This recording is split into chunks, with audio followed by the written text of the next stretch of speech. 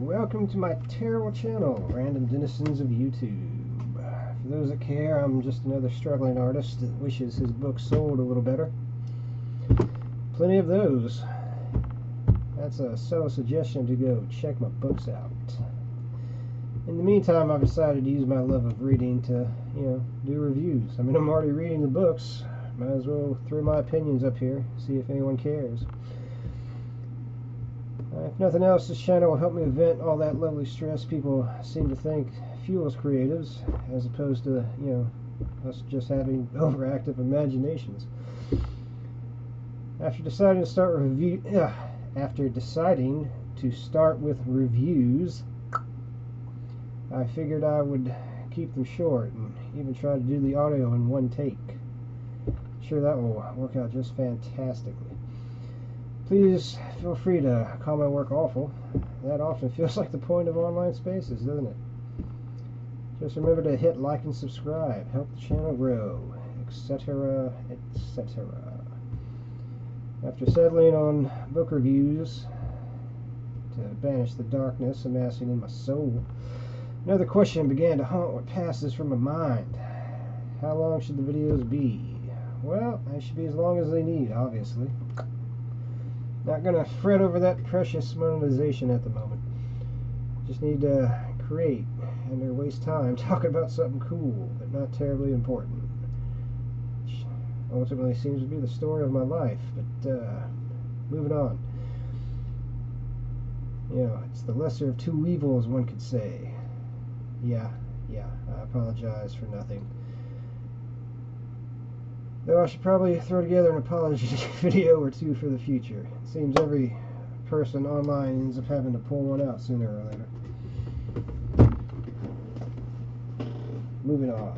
I've decided to try to review 2 pieces per video. Despite padding the runtime, it gives you more options. Aim high, as it were. Preferably with some sort of energy weapon. There you go. There's our transition. So, let's talk about Murderbot.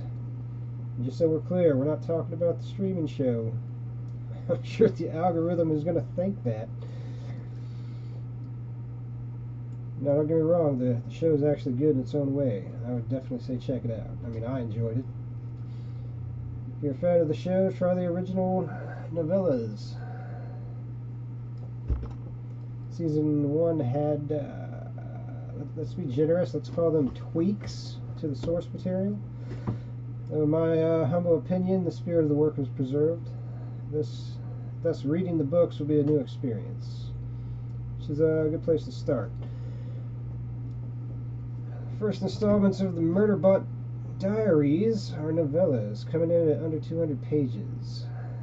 There are longer entries later on, apparently, but I haven't read those, and we're worrying about the debut novella here, which is All Systems Red. It's only 150 pages of sci-fi deliciousness. Alright, focusing on our hero, Murderbot, as he calls himself. There's a surprising lack of murder on his part. Don't worry, a lot of people still get murdered.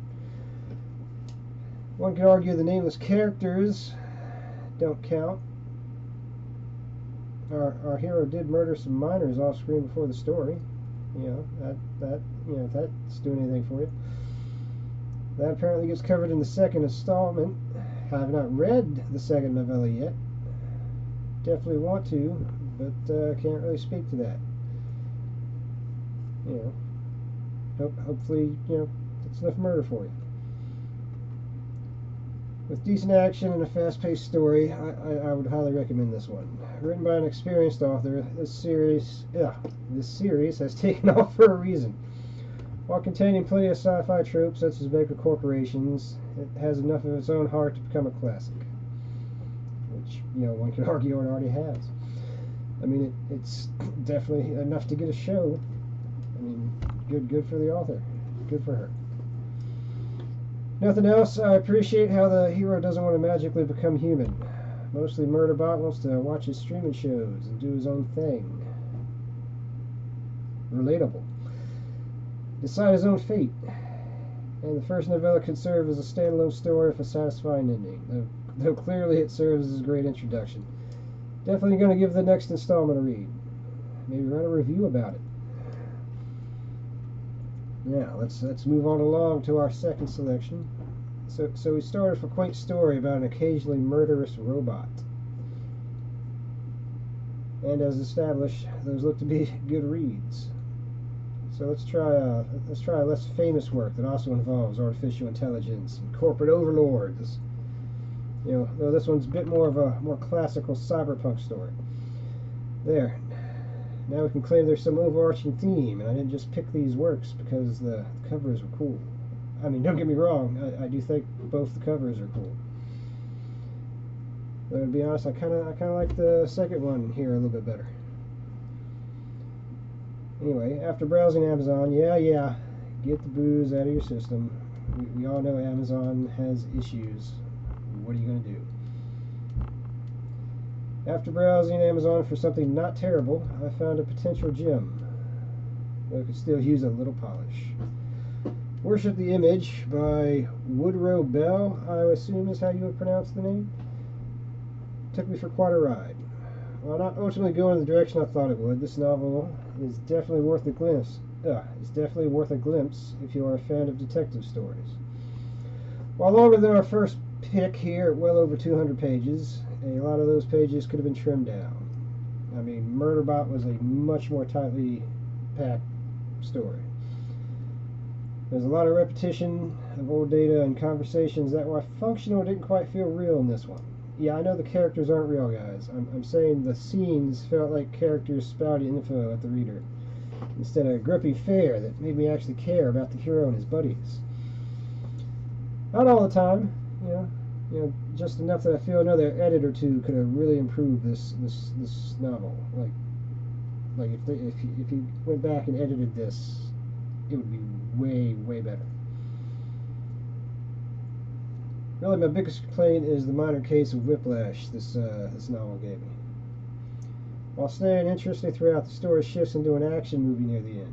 And now, I'm not saying this is necessarily a bad thing. I'm just saying I wasn't really expecting the story to take this direction.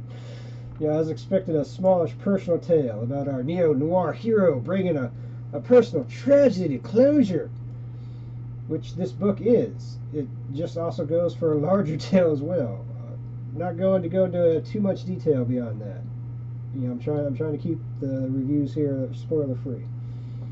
Though I will say this: the way alcoholism was treated needs some work. Not on a sensitivity level. You know, I think the author did a pretty good job of trying to be sensitive about this particular topic. I'm talking narratively. Right? People that drink can't forget their problems. That's why they drink. They're trying to deaden the pain, or sometimes they're trying to punish themselves. You know, there's different reasons. It's a spectrum. You know, each person's different. But the story, like this novel doesn't reveal certain aspects of the main character's backstory until after several scenes where he would have been consumed by memories of what was fueling his problems. Now, obviously, like say if this was like a first-person novel, which it's not. It's third person, and it actually jumps between a couple characters. Now, those are separated by chapter breaks, so it doesn't get confusing at all. Yeah. But even in a third person limited, it felt like at times like the author was deliberately concealing these little tidbits of the backstory. At first you think our hero here is just out to avenge a fallen partner. I'm sorry, I never even said his name, did I? Elijah is the hero's name. Alright? And you know what? That would be fine. Dead partner. Classic trope in cop and detective stories. Alright? I mean, maybe even the author was going for a bit of subversion and making you think that is all that it was. Alright? But then as the story progresses, you learn a little bit more. You learn how the partner's demise was a result of certain decisions our hero made after another traumatic event. I don't want to go into too much detail because I don't want to spoil anything in case you actually want to read this, which I recommend you do. I actually enjoyed the novel overall.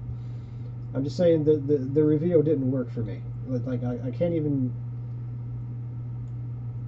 Like, this could have worked. Once again, an edit might have really improved this novel. But you know what? That could just be a personal nitpick on my part. Alright, I have no doubt a lot of people that, you know, read this are going to think it's just fine. So you know what? If you have the time, go ahead and read both of these stories.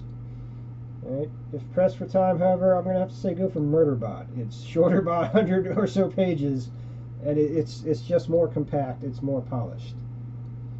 You know, if nothing else, you can you can go watch the show and complain about how they ruined everything. I don't think they did, by the way. You know, for the record, both the show and the novella were great. But don't let me stop you from telling other people they should feel bad for the entertainment they produce. I mean, I'm on YouTube.